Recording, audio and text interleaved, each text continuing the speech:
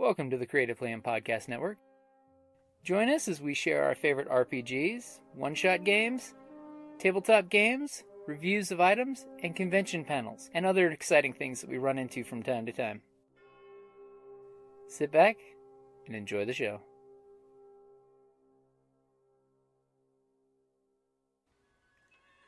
Hi, this is Kelly, aka Trixie from Ragnarok and Roll, assigned to Ragnarok Story, and Tilda Wimblewick from D&D Journey of the 5th Edition. First off, I would just like to say thank you to everyone for listening to our varied adventures, as well as for rating us on iTunes and rpgpodcast.com. If you haven't rated us yet, we would greatly appreciate it if you could. And if you're looking for more ways to support our efforts, we are now on Patreon, a great site where you can help us continue making more podcasts, as well as some special surprises for our patrons. If you can, please look us up at www.patreon.com/cppn. Every little bit helps. And again, thank you for listening. Well, okay, I'm going to get rolling a little bit and just vamp until Scott shows up. The title is something about tools, I'm sure it is. Well, the crazy thing is I showed up to these and I say, well, it's such and such, isn't it? And they're going wrong road. Maker's Workbench, tools every maker should have and know about, and we're going to discuss which tools will maximize your creativity and output in your personal workshop. There he is. Sorry I'm late, my wife just got here. And that is the most important tool in your workshop. My wife just got here, so there we go. Well, never underestimate the support of a loving wife. That's right. Particularly for this stuff. I was married once before, and she couldn't understand why I liked all this. She hated it. It's like, why? It's just fun stuff. Jeez. Mine picks something up and says, you should be able to make something out of this. Hands it to me and kicks me out into the garage. That's the kind of news you need. I come back 3 days later. Look at us! Good evening, ladies and gentlemen. Ready, switch. Oh, it's on now. Okay. No, we weren't asking you to move. Oh. So favorite tools? Favorite tools. Probably one of my favorite tools right off the bat is a Dremel. The reason it is because of all the different, all the different bits you can put in the front. Angle bits, round bits, straight bits. Leather burnishers. They now have leather burnishers too. I have just a tiny assortment of the different bits you can put into it. You can grind, you can sand, you can polish, more sanding, cut off wheels. Probably the most dangerous thing in the kit are the cut off. Oh, those cut off wheels. If you're not careful with the cut off wheels, you will injure yourself. Unfortunately, I know I've kept all of these, but some of them have been damaged before. This is my Dremel tool here, and it's a real Dremel tool, not one of the knockoffs. 5,000 to 30,000 RPM. Is that adjustable? Yeah, it's an adjustable. Oh yeah, that's cool. Yeah. Question. So I've seen that they've come out with the rechargeables now, so you don't necessarily need the plug cord. And sometimes I want to do things that getting the cord there is kind of a hard thing to do. And,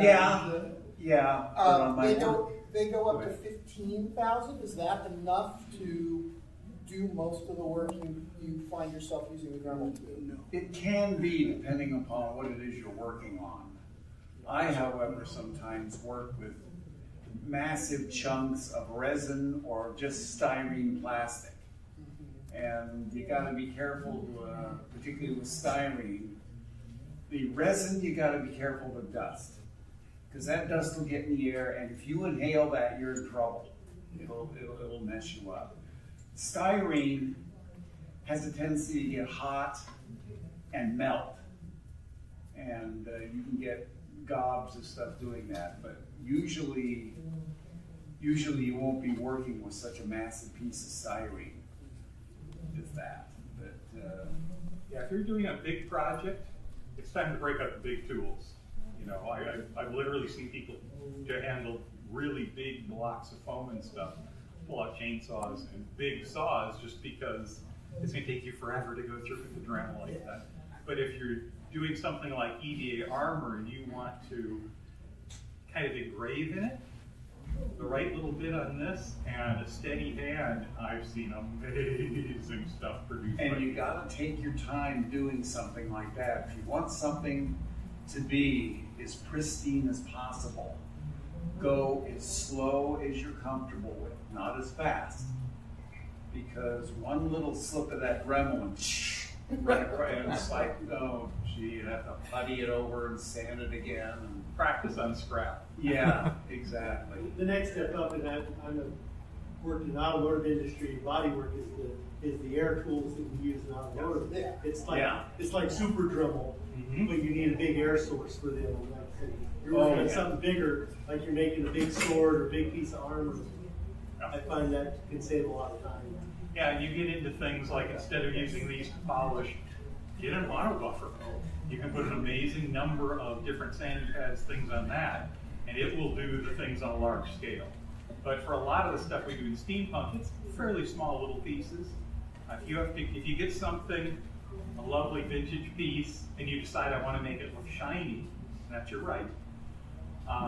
To take one of the little polishing discs, put a little jeweler's rouge on it, and boy, it'll shine this thing up faster than anything you've seen. It's wonderful. So it's such a versatile tool. It can, in a pinch, work as a drill. You just throw drill bits into it up to a certain size. It'll do a lot of things. It's one of those tools that will do a little of everything, but it's surprisingly good at a lot of those things, as opposed to a multi-tool that's not good at anything, but will do a little bit.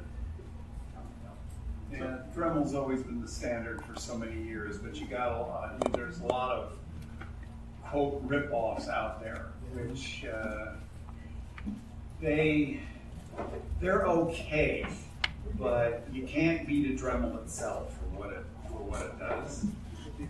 And they have lots of accessories. Oh, Anybody use tons this? of accessories. This is the extension shaft. I bought it, I tried it a couple times, and I never seem to use it. If you have a tight spot to get into, they're supposedly great. You get, bag after bag after bag of extra pieces and parts, and Which you'll probably never use. yeah, but like I think the best thing about it was the case. Oh yeah. The case has everything laid out beautifully, and it has all the pieces and parts. And it's a fun toy. I knew Dremel would be the first thing that everyone would say. Oh yeah. You plan to have accordingly. Yeah. Now the other thing though is if you're a maker, you got to decide: am I making one of something, or am I making 90 of something? If you're making one of something, this is all you need.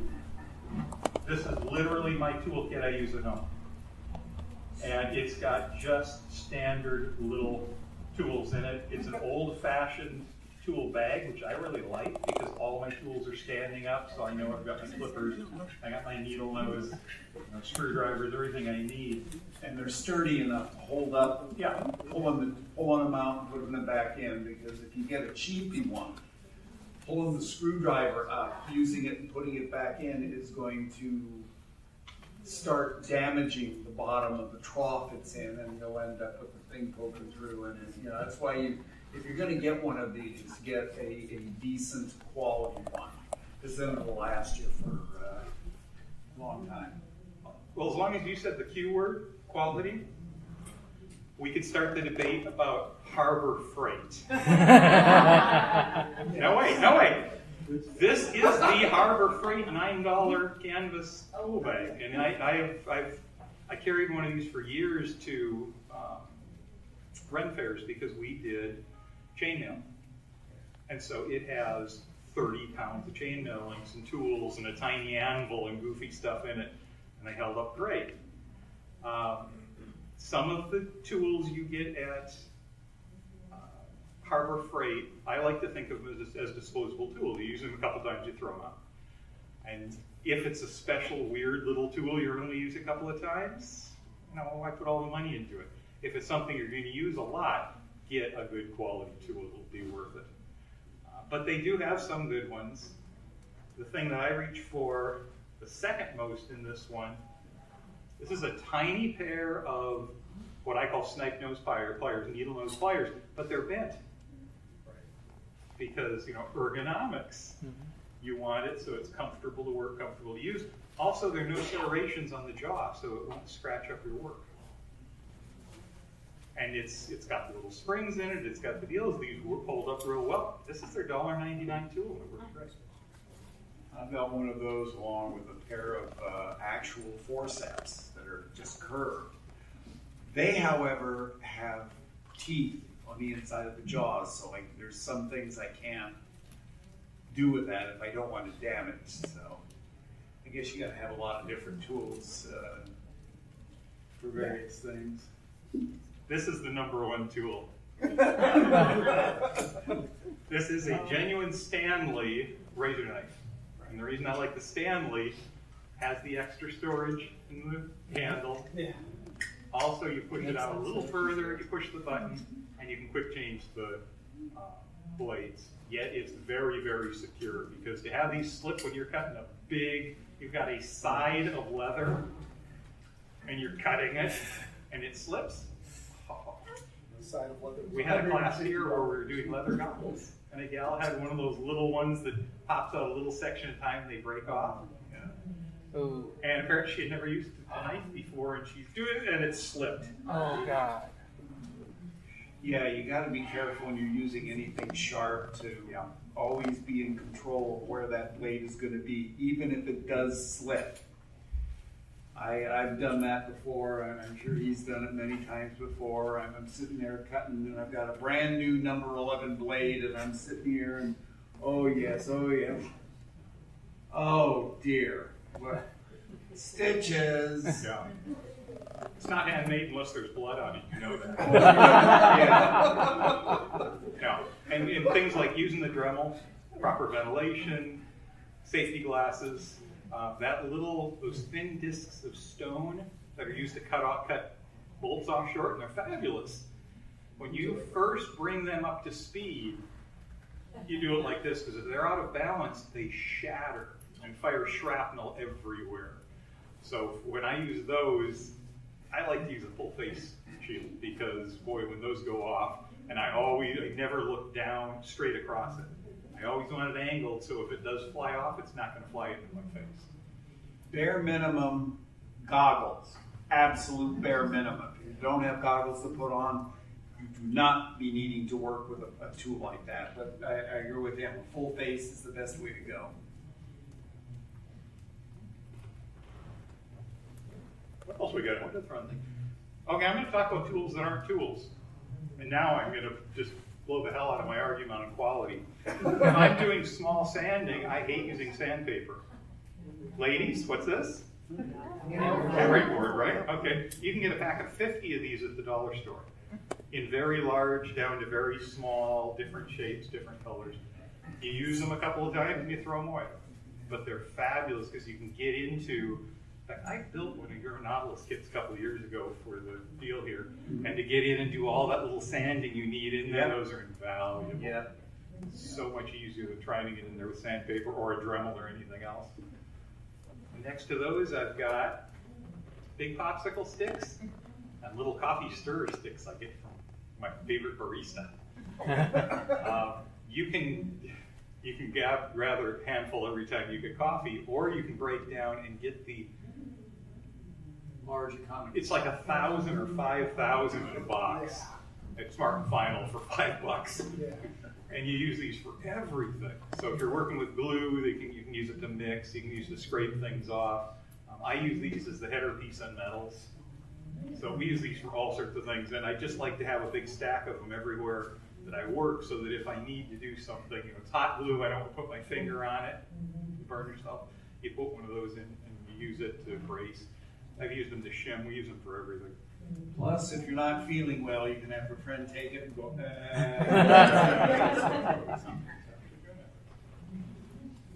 Oh, look, leather dye on a stick. Yes. I don't like to buy stuff, So I will do weird things that some of you saw, that I skinned a sofa. My wife found a leather sofa somebody threw out. My very best crocodile hunter outfit, I went out there to skin it. I got 50 square feet of leather on it. Wow. That's a hide worth of leather. It's pre-finished and sealed. You cannot dye it again. The only way to change the color is to work on the surface. The best thing I found, it's stupid, but the best thing are Marks a Lot magic markers. It holds really nicely when you really build the color up well. It has this beautiful purple sheen to the black. Very pretty. But I've got brown in here for when I have to do belts and stuff too. And at home I actually have a bunch of other colors on. So those are, they're things we probably shouldn't tell you, but if I spray painted some things, I only have one painting trick. Spray it black and then come back with a rub and buff and do the surface and play with it. And if something chips off of it, rather than get out there and try to respray it, I just touch it up with magic marker. Do that all the time. The colored Sharpies are good for that too. Colored Sharpies can be good. Yeah, I like the broader tips. You can get these in the poster versions that are this big around. Oh man, they do a 1-inch stripe in a single pass. They're really cool. Just got to make sure the cap is back on before you set it down, or you're going to have a big mark on whatever it is you set it on. You have one of these? Oh yeah. Oh, yeah, Ferdinand tool. Okay, again, we're going to pick on Harbor Freight. They sell these as helping hands. It's a magnifying glass and 2 little roach, but I mean alligator. Wait, we're legal in California now, so yeah. You got your joint here, and when you're self-medicating, please do not use the Dremel. Okay? Just saying. Do you use this much? Not as often as I used to. I found it really good if I'm doing some highly detailed paint on something like a figure, or maybe say a control panel of a spaceship or something like that. I think the last time I used that, I was doing a control panel on a kit of Uncle Martin's spaceship from My Favorite Martian. And it had enough detail on there, I figured I might as well just paint it right. So I drug that thing out and got in there. I had to refocus my eyes after I was finished. But, I use it for soldering because it'll hold the 2 pieces exactly where you need it. You have solder in one hand and iron in the other, which is about the only time I really ended up using it. I've been wanting to put it on a hat for years, but it's a little heavy. So maybe take it in pieces. Also on the back side of the clips, put a little magnet on each one. Ooh, magnet on the back side of the clips. I like that as an idea. That's a good idea. Nice ceramic magnets. good idea. Yeah, that is a good idea. See, that's why we teach these classes, just to get hints from you guys. Yeah, this is it's only about a $5 item there. And for work, if you work with anybody still hand paint D&D miniatures? Show how old you really are? Yeah, okay. Nice for that, because you can get really close detail. And that's not just good for painting. You can use it for weathering things too.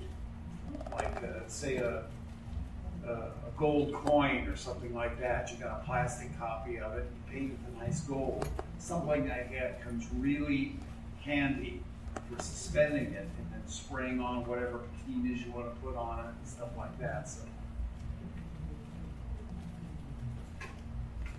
glue gun. I know, you're expecting us to sit up here and pick on you for using hot glue gun. I love hot glue guns. They will fall apart if you leave something in your car and it's held together mostly by hot glue. That can be a little tough, but for smaller pieces, particularly when you're doing your original mock-ups or playing with stuff, it's great. I've been starting to do EVA foam, and the people that I like the most on YouTube are saying, this is better than barge, this is better than the contact cement, because you can use it without, having those hallucinations from the vapors on the barge. And it's forgiving. You can hit it with a heat gun and it releases. So, there are times where it's an advantage. The best use I've ever heard from it was a woodworker who said if he's clamping 2 big boards together or something, he spreads all of the regular glue in the middle and then runs a fast bead of the hot glue on the outside, sticks it together, and the hot glue becomes a clamp until the wood glue cures. otherwise you're out there with 29 clamps and you're trying to do this and it just takes forever. That is a really sneaky, clever little way of doing really fast woodworking. And you better have it aligned well, because you don't have much working time with it. And a real light bead. Yeah. Depends on the size of it. Well, We want to have a fairly thin deal on The it. bigger the bead, the less it's going to squish. I did break down, I was so impressed. Sergeant Stitch had the Bosch wireless version of this that said it wasn't offered in the US, and I found last year Ryobi put out a construction size glue gun, so it uses the big sticks, but it uses the same battery packs as the drills do. And it lasts a good long time. It's so, the 18? The 18 volt, yeah. Wow. So you put it, well, the nice thing is you put it on there, you turn it on, and in 1 minute you're ready to go. Wow. And I mean, it's those big beefy sticks, and it puts out a lot of it. It has surprisingly good control, and the best thing is, when you set it down, it stays there, because it's sitting on that big battery pack. Because on these, you're always putting them down, they're falling over and whatnot. I wish I could find these again. These graced the shelves of the 99-cent store at one point. And it's a little holder that holds this and forms a drip pad. So you don't have glue all over the dining room table.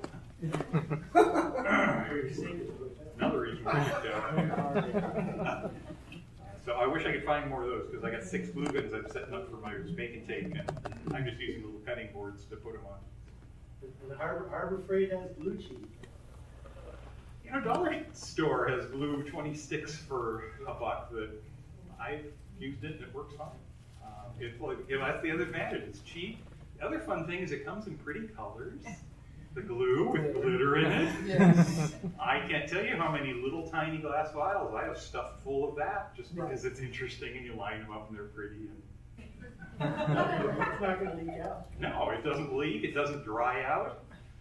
It's good stuff. So, think beyond the box that it isn't just glue. I've had people say, you can put this in old thing maker molds and peel the stuff out. And so it's a mold casting.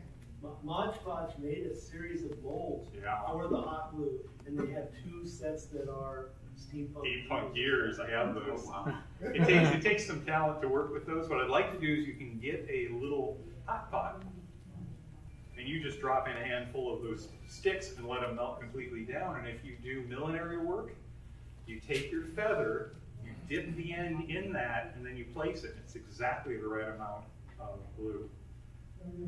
So for something like that, I'm thinking about that.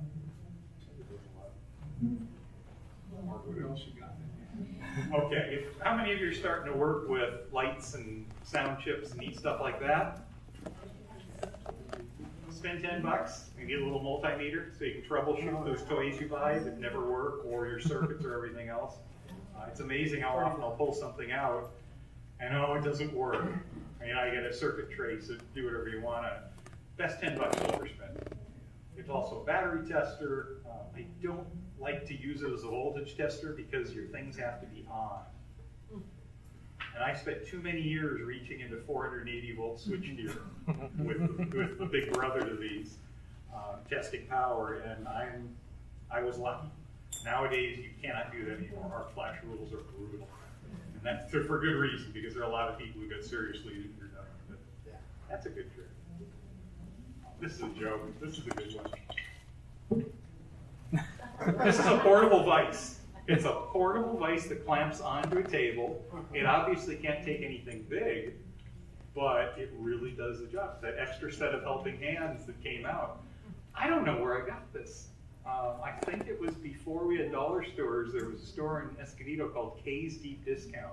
And this was before Harbor Freight was out here. And they had the weirdest stuff. And this was it. So it's a hobby. I'm sure on the internet you could find it as a hobbyist vise. But just a little vise you can take with you any place you go. So you're in the hotel and you're trying to fix that thing tonight? Yeah. This is on the side, you're playing with it, you're having a good time with it. Oh, a hint about handy little things like that. If you're ever at a Harbor Freight or a regular hardware store or any place similar to that, and you see something that that could come in handy, Get it right then and there. They can't tell you how many times, oh, I'll come back tomorrow and get it, and they're gone. Particularly unusual tools. Also, if you're in an antique store, antique tools are frequently less than the current new version. Yeah. You know, you want that really cool, interesting monkey wrench, you go out there and try to buy one new, it's $30, and it was only 10 at the antique store. Those are some of the most underpriced things that I ever find in those vintage stores. And I've got vintage draw knives for doing woodworking, old chisels. There's something called a spoke shave. When I started doing the costuming, I was a hell of a carpenter and could not sew worth a darn. So I traded carpentry work for deals. And what we found was there used to be a show called Woodwright's Workshop on PBS. Okay, and the guy was kind of a goofball, and he would sweat his way. All those shows are shot in a single take, though. That's the amazing part we've got to get out of those. One take, 30 minutes. This is PBS, no commercials. One take, he just goes for it. And he's sweating, and he's just falling apart. But he has done all this work with these old tools, and it's one of those, you know, I can pull out the router, and I can mount it into the router table, and I can bring the router table out, and I can get it set up, and I do 7 pieces to adjust the bit, and I finally get it, and I'm ready to run that one piece. Or I can grab an old-fashioned chisel and knock it out in 3 seconds. But again, if you're doing a lot of things, then we've got to get you into the power tools. And yes, I have a power miter box to do those cuts and all those things when I'm doing a class set of 90. If I'm doing one, I got one of those goofy little plastic miter boxes and the silly saw and quickly saw it out.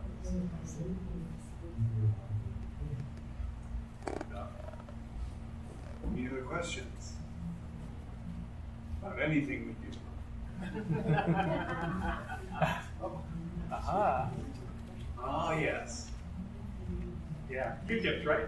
Q-tips. Oh man, use these Best for paintbrushes everything. ever. Literally. When you're cleaning, when you're painting, when you're oiling stuff, you know, we get too much oil on it, you're doing any, these are just invaluable. And the reason mine are in these pretty packages is the dollar store, they come in metal tins.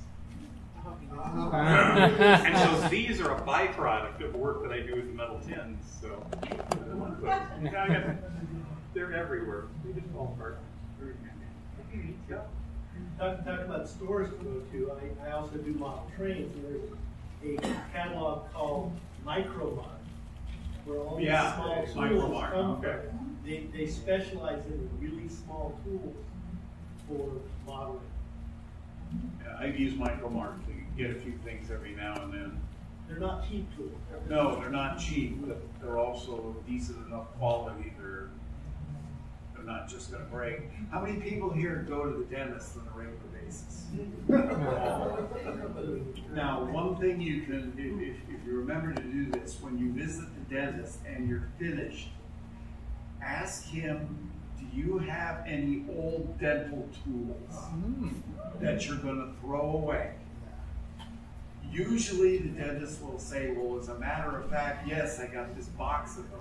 Do you want them? Get them out of here.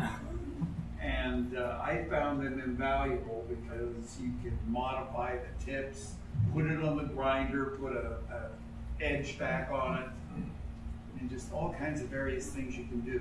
Yeah. Just make sure he autoclaves them first. Yes, No, I that's an think for interesting years, thing. a lot of dentists won't do it anymore unless you have an autoclave and you talk them into it because they're afraid of that. Oh, yeah. Also, they got a power break. Yeah. You can get an assortment of little dental pick-looking things as clay tools. They sell them for that. They're invaluable for picking things apart. Now that's another thing. It's one thing to say you got tools for building stuff. Where are you getting all your parts from? Are you buying them new or are you scrounging? You know, what can you find? And only the front row will be able to see this, but my cufflinks are the motor rotors from CD-ROM drives. They are the coolest looking thing. Come up later, take a look at them. They're so cool looking. They're coppery, they're wonderful, they're highly detailed. To get to them and take that apart, you have to have a set of star drivers and the security star drivers, which have a hole in the middle. I just found recently a group online was selling a set of all the security bits for like $9. You can take apart anything. Because normally I get it till that one screw is hanging on, then I'm beating at it and gnawing at it like a crazy Wolverine. But you eventually get it apart to get that piece you need.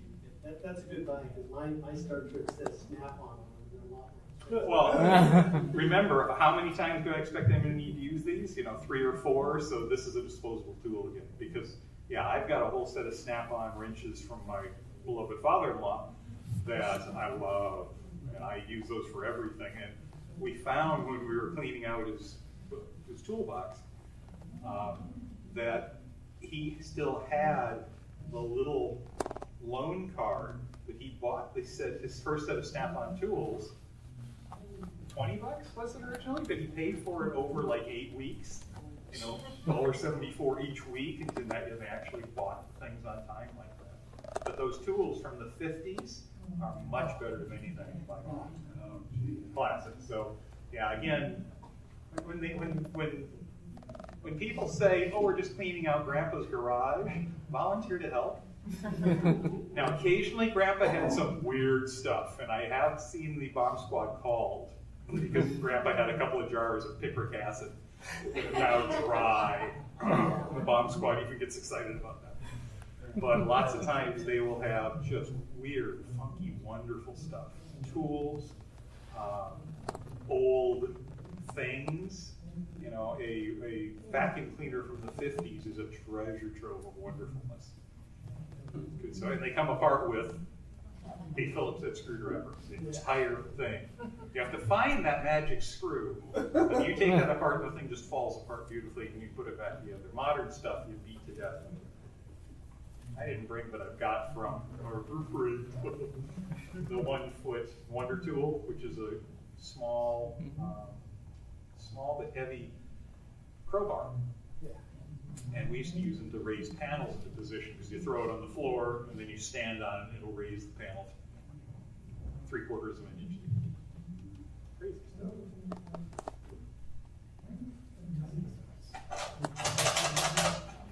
Doesn't matter what's in it.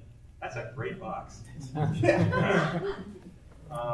Again, people will throw boxes out. These originally held tape drives for data storage back in the day. What's a tape drive? Yeah. But when you see things like this, grab them, because they become great storage, and they're just a wonderful thing. Almost the same exact size as now the 25-pack for extra gum. Ooh, okay. Target's got it for under $3.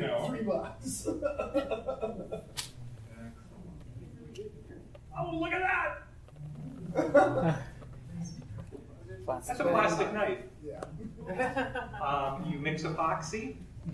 Yeah, use it once, throw it away. Also, you keep the little lids off of anything that, like a Pringles lid, because that's what you mix your epoxy in.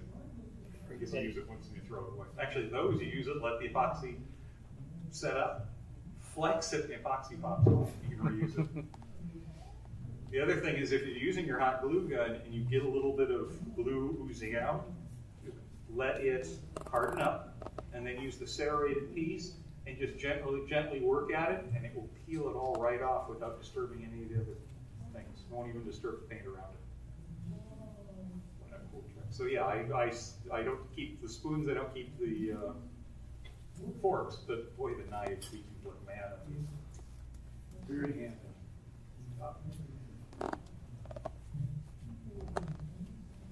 Screwdrivers.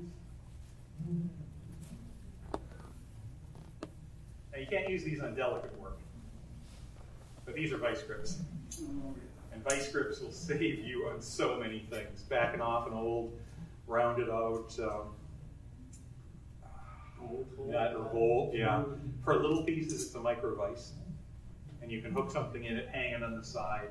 If you're painting something small, it's a great little deal to support it and hold it for that. These are tiny ones. These are a needle nose. I haven't seen these for a while, but they're very nice. But this is a genuine vice grip. I obviously had to inherit that from somebody who's like too cheap to go out and buy one for myself. They are a little expensive. But, Worth it. A lot of Sears are going out of business right now. Great tool sales. Yeah, but the problem is they're not the Craftsman tools we grew up with. No.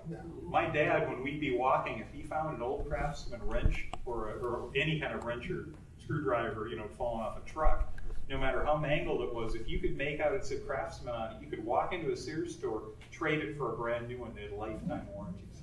No questions asked. On the other hand, he still has his original Craftsman wrenches from that time. So. Stanley, they bought them and they're going back to make everything in the United States again. They're slowly going to put everything back in the United States, and then also they're going to go back to the lifetime guarantee. If they go back to True Drop Forged and everything, I would pay the money for They're it. going to start doing that. And Lowe's is going to take it over. The tools you use all the time, don't skimp on it.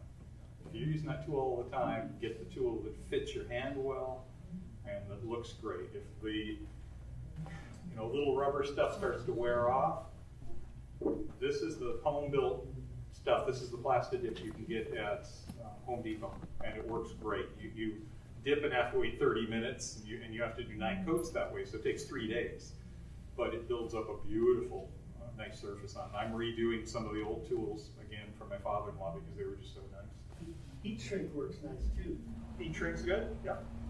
Heat shrink tube you can use on this? Yeah, I wish I was able to get my grandfather's tools, because he was a carpenter. He had, I can't even begin to tell you how many weird tools he had. But when he passed away, they kind of disappeared. Of course, at the time I was too young to make that much of a fuss out of it, but it's like, oh man, my toolbox now would be so awesome if I had those things. Well, Again, look in those antique stores. Lots of times antique stores, the stuff's way too pricey. Not the tools. It's amazing how cheap the tools are. you can find some decent things at swap meets and garage sales. I mean, it's kind of rare to come across some of the better stuff, but you just don't know. I went by a garage sale one time and he had a plastic box full of dental picks. It's like, oh, how much you want for these? Make me an offer. I give you $3 for the whole box. It was sold. Okay. It's rather difficult to curb my enthusiasm. Yes, but you can eventually find things like that. You should have at least 6 to 8 sets of scissors in your kits. Little tiny ones. One's dedicated to the fabric. Never, ever, ever, ever, ever, ever, ever take your wife's fabric shoes. Don't even think about it. Don't go there. My mother gave me a set of nice Ginger shears, Dinger, and I didn't take care of them well. I'm kicking myself. I need to go in and see if they can be salvaged.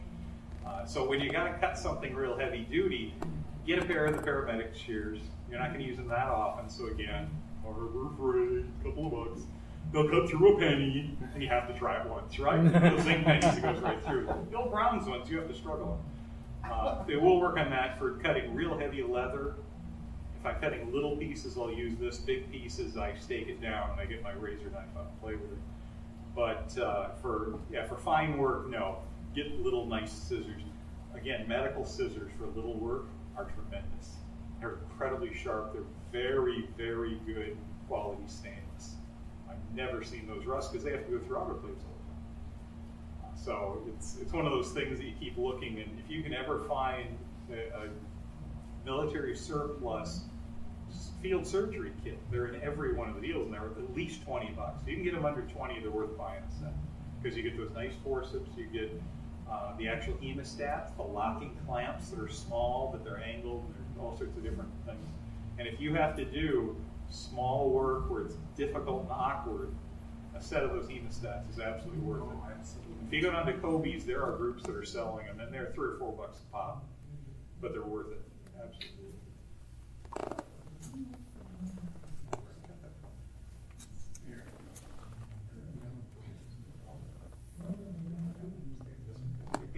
label these so you can get everything where they're supposed to be, because then I'll reach for it later and it'll freak me out. Okay, when you start doing a lot of stuff, so we're talking power tools now, bench-mounted power tools. What's your number one go-to that you tell them this is the first thing you got to put in your shop? Well, that sort of goes between a disc sander and a bandsaw. The reason it goes between those two is that the bandsaw is great for cutting out pretty much anything you need, unless of course you're cutting steel and metal, then you have to have the right bandsaw for that. But it allows you to cut out what it is you want to use in your costume piece, in your prop piece, and anything else you're doing. And the sander, disc sander, allows you to clean it up a bit and get some of the hard edges off of it. And yes, you must wear gloves if you're doing metal, and it's a large piece of metal. Now, it's not recommended you use small pieces of metal on a disc sander, because it's going to get hot very quickly. I won't show you the blisters, but it can get very hot very quickly. And I made that mistake early on in my career and had to let loose with the thing, and the disc caught it, and that is not good when that happens. So one of our guys at the shop I work at was messing around with our disc sander, and the motor on this disc sander is this big around. The disc is this big around. And this thing gets going at about 30,000 RPMs, just some real high, ridiculous thing. And it's great for taking down metal, even steel. But he was not paying attention to what he was doing. The disc caught it, pulled his hands in, but didn't pull him into the wheel itself. It merely took a slight bit off the ends of his fingers. And I said, what happened? Oh, this thing caught it for some reason. Oh, really? How were you holding this? Oh, I was holding it like this. I go, if you were holding like that, the disc wouldn't have caught it.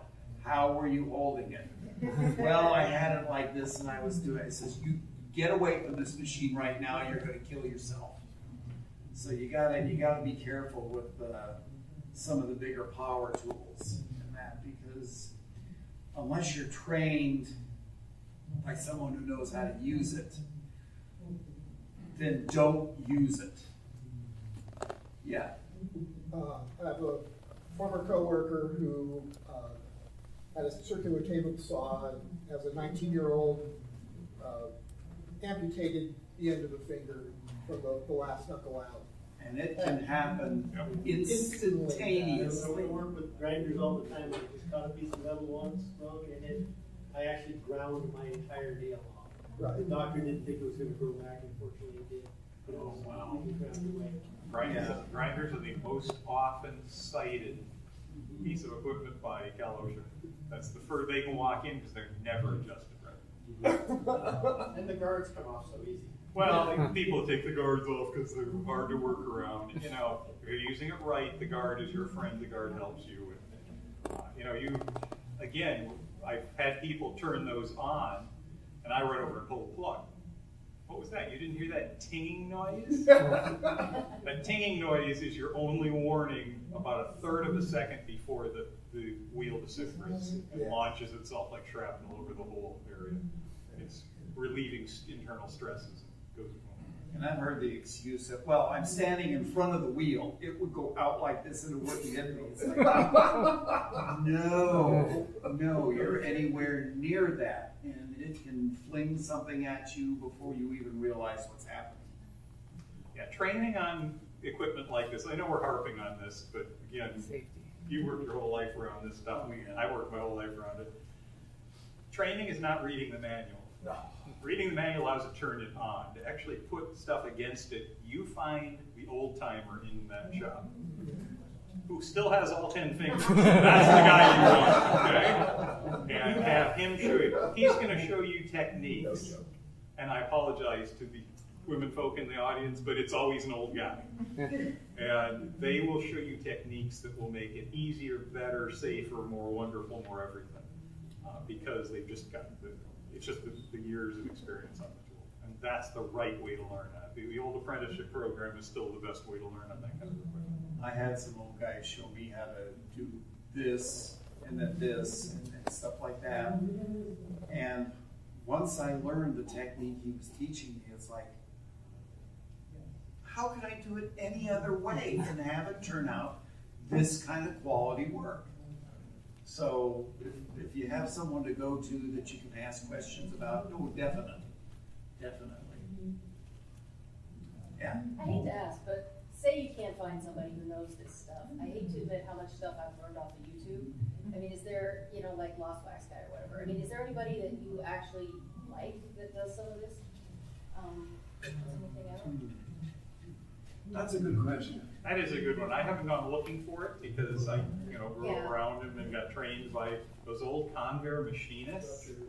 Oh, they were great. Lost Wax. So great. But I'm Lots not of Lost wax. Wax. Well, I'm just saying that's what I have to do is because I don't have any old timers to do that stuff. Lots of Wax is a guy named Chris who's does EVA foam stuff. Storm the Castle. Yeah. Ridiculous. Storm the Castle. Back there. Okay. Highly recommend, if you want to learn to run machinery, they want to run techniques and stuff, find a tech shop. Yeah. There are tech shops run in most of the cities around here. And also makerspace. Yeah, makerspace is, Tech shop, Take a community college class. those places will have people who will teach you first, safety, check Yeah. out for. Anybody here from the labor board or the I'm about to share something they don't want you to know. If you ever get laid off or you're on unemployment or anything, ask for a copy of the ROP catalog, Regional Occupational Program. When you're unemployed, you can take all those classes you want for free. They will teach you how to arc weld. Wow. I kicked myself because the last time I was out, I swore I was going to go up there and do that, and I didn't get around to it. But they'll teach you to do a lot of those things, which is interesting. Some of the your local highway adult night school, they will take you into the high schools and work in those shops. They have beautiful shops the kids aren't allowed to use anymore. It's not part of their curriculum, but because they're there, they let the night school do it. And again, it's typically the retired teacher who is doing it. So they can teach you a lot of those kind of things. San Diego Academy, which is a public school, has a working shop with students. The high schoolers are actually in there. They helped a group of adults and high schoolers build an 800-pound steampunk robot that's at the Automotive Museum right now.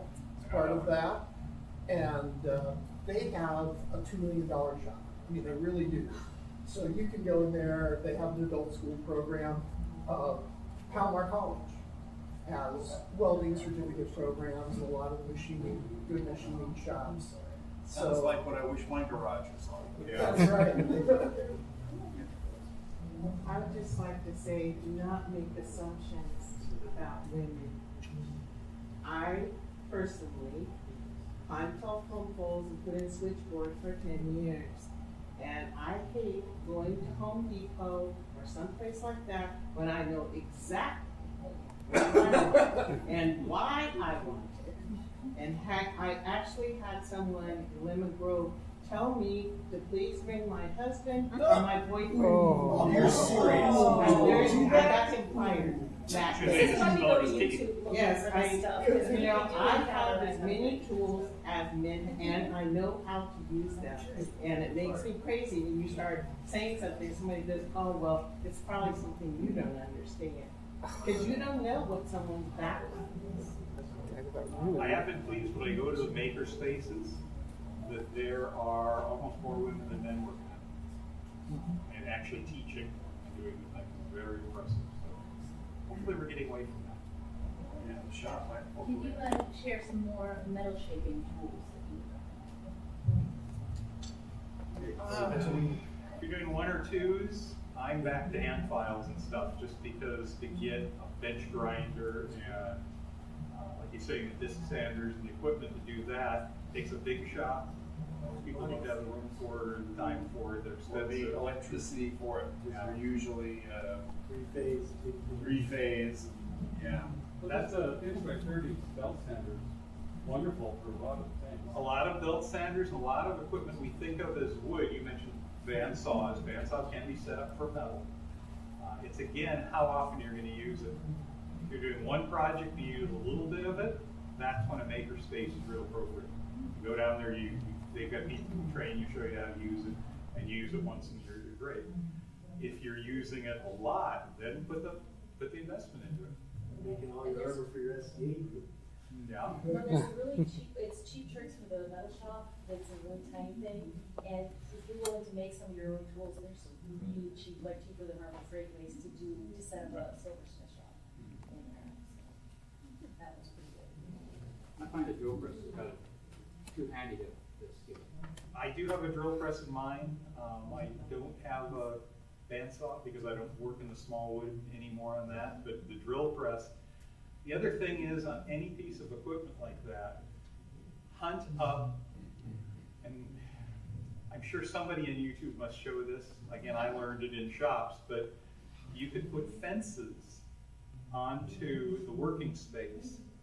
And if you've got to do, we were drilling holes, we were making like, picture a cribbage board.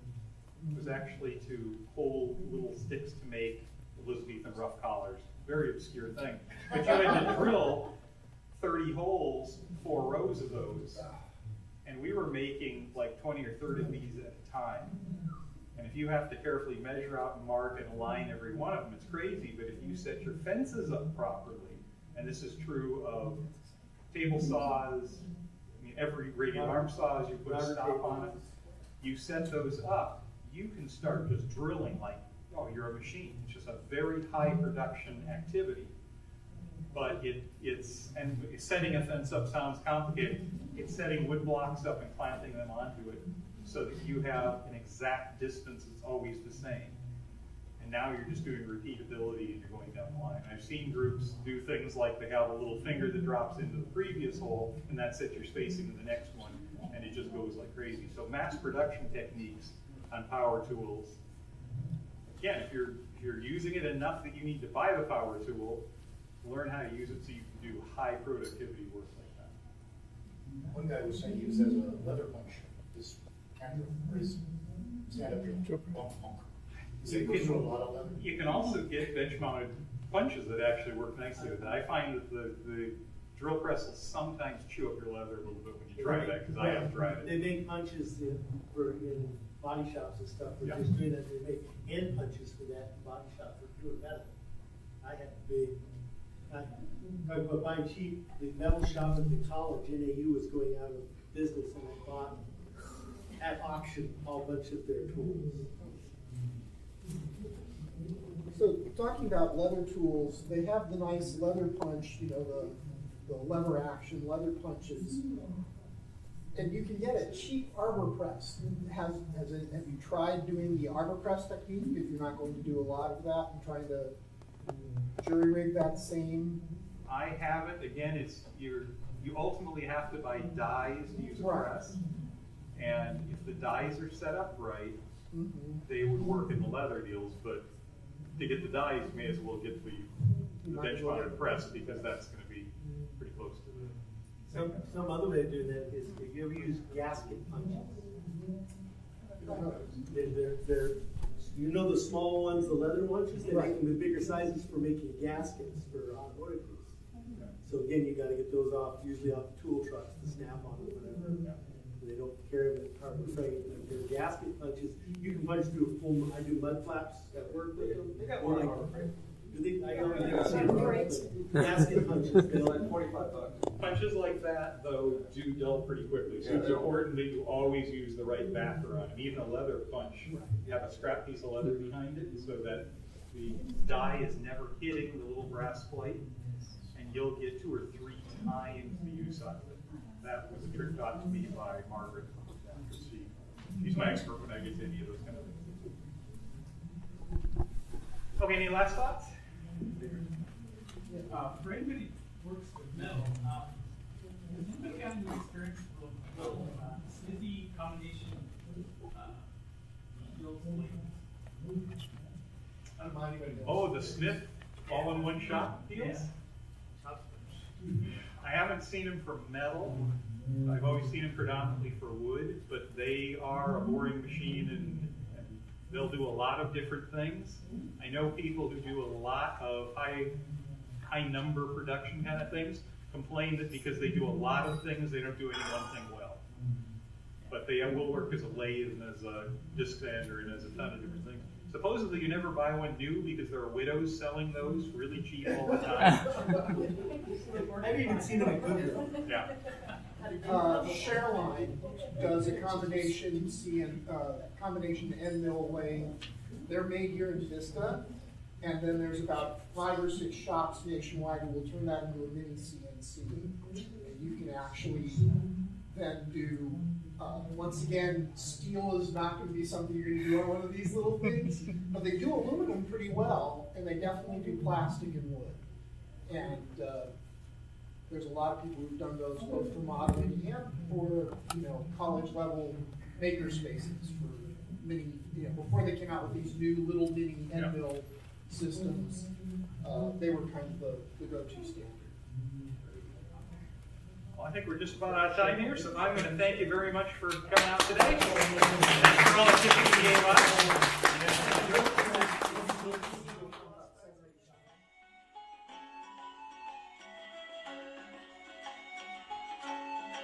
Thank you for listening to the Creative Play and Podcast Network. And feel free to enjoy our other shows, such as D&D Journey of the 5th Edition, and Scion Ragnarok and Roll, a Scion hero to Ragnarok story. Thank you for listening.